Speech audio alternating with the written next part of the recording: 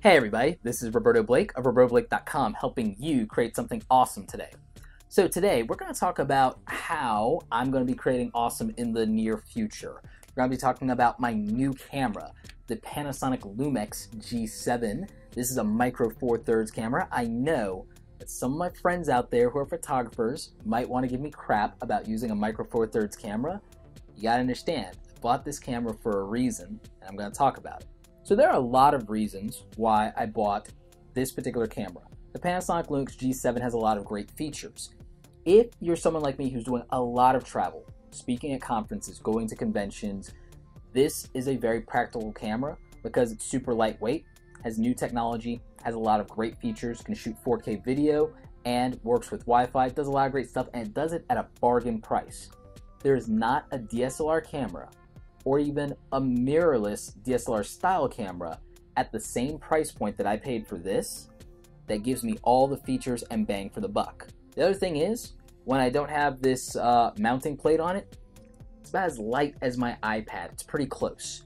So those are a lot of the reasons that I bought it. I bought it not as a photographer, but as a businessman and as somebody who prioritizes video over photo. The overwhelming majority of my content is video marketing based. So it makes a lot of sense for me to have a camera that is going to serve me very well for video more than it does for photography. For the photography stuff that I like to do, mostly for myself, but also when I want to do high-end photography from a business standpoint, I'm going to be using a DSLR like my Nikon, or better yet, I have plans to upgrade to a Sony, either an A7 or an A7 II. If cash flow goes very well, before the end of the year, I'll probably have a Sony A7R II or one of its successors if Sony comes up with one soon.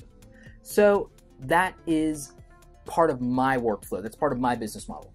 I'm not shooting high-end weddings, nor am I shooting high-end commercial work for real estate or what have you. For what I do, this is a very practical camera. It's within my budget, and the reality is that micro four thirds is the equivalent of super 16mm film back in the old days. A lot of the history and reason why a lot of photographers and videographers prefer full frame cameras like the Nikon D810 or the D5 or the Canon 5D Mark III, for example. Those cameras are full frame. They are closer with their sensor size and the way that they work to the 35mm film cameras of old.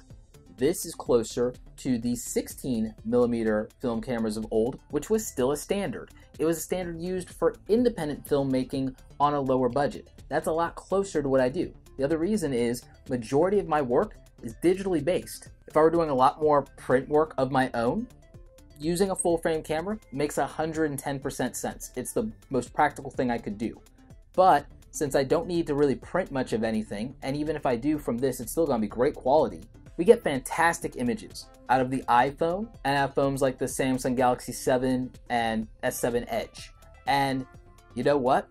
With those cameras in the phone, you have a much smaller sensor than you do with the micro four thirds system. So I think that's fantastic. This can still handle indoor low light situations. It's not going to be great for shooting in the dark and shooting night photography, but for shooting events and conferences like the ones that I go to, if I want to film myself on stage, this is extremely practical. The crop factor actually helps me and is in a detriment at that point. Because with this having a 2x crop factor, it means that I can put the equivalent of what would be a normal size lens in a full frame on there and get a massive super telephoto that when mounted on a tripod is going to give me exactly what I need to have great stage videos of my speaking engagements, and that's actually going to make me a lot more money. So for all of those reasons, this is the new camera.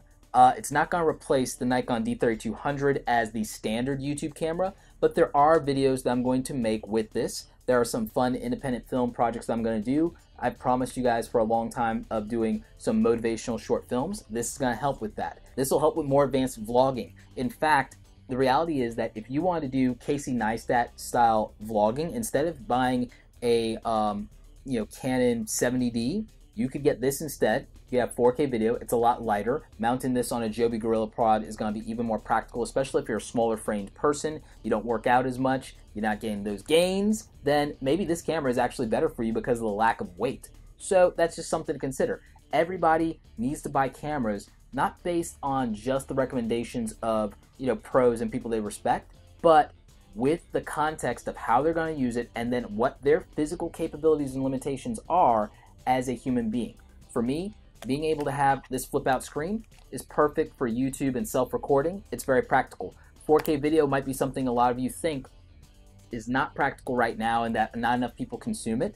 But for some of the things I do, it actually would make sense, and I can charge clients and sponsors more money for 4K video stuff.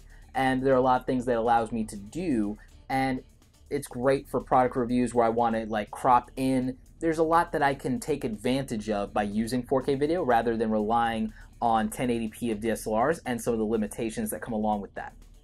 I am going to be stepping my game up on some of my hardware. I don't think that there are enough upgrades that I can do to this Mac in order to make it handle 4K video that much better. So I'm probably going to be building a custom Windows PC at a much more affordable rate than if I bought a Mac Pro trash can or a 5K Retina iMac. I think it's going to be more practical. Just build a customizable Windows PC and soup it up as time goes on. So that's probably what I'm going to do. Anyway, guys, that is the new Panasonic Lumix G7. I'll have a full review, my first impressions, more sample footage and stuff coming up. But I just wanted to talk to you about my new camera, why I bought it, why I think it's practical. I'm probably going to do, 5 myths about Micro Four Thirds cameras or 5 reasons to buy it. That's a video that'll be coming out. I'll probably do a video to say who I think this is for and, whether or not I think it's worth the price point, which, by the way, spoiler alert, it is. I just think it's a great camera. I've enjoyed using it for the past week and a half, 2 weeks now.